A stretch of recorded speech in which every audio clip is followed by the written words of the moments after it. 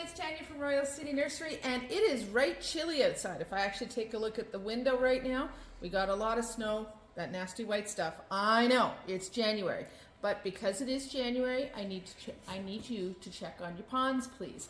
For those of you that do not have fish, this video is not for you. Party on, and we'll see you at the next one.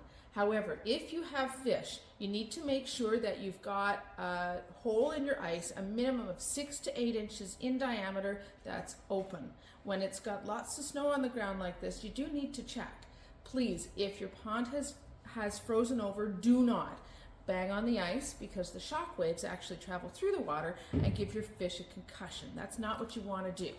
However, if your pond is frozen over, take some warm water from a kettle and just pour it over the pond to make a small hole. That's a good start.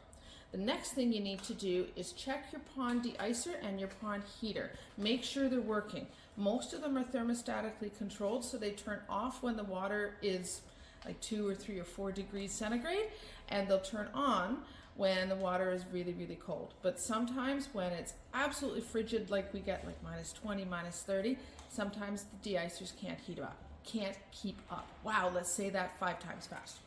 So in terms of a de-icer, to use something like this one, you can see it here. It floats.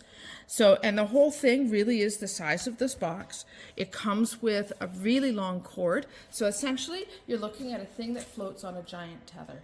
Get this into the pond, and again, if you've got a frozen solid pond right now, a little bit of warm water just to open up the ice would be fantastic. Get this in place, and that will help, because this is just going to keep that pond hole open again, 6 to 8 inches in diameter. The other thing that will help, and this one is not meant to be used all by itself. If you're going to use something, just one thing, do a de-icer.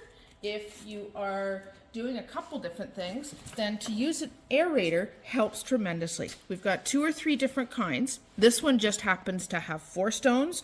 There's a smaller one that's got 2 stones. There's some bigger ones, whatever. But what this does, when you sink the stones to the bottom of the pond, it adds oxygen to the pond, right? So you, just like your fish aquariums, you get all those little bubbles that come to the surface. This is a great way to add oxygen to the pond. It's really, really good for your fish. Again, you just want to make sure that your fish are okay, and we're not feeding them. Do not feed your fish right now. They are sleepy, they are sluggish, they are not interested in digesting any kind of food until at least early April. So hopefully that helps. We'll talk soon. Bye-bye.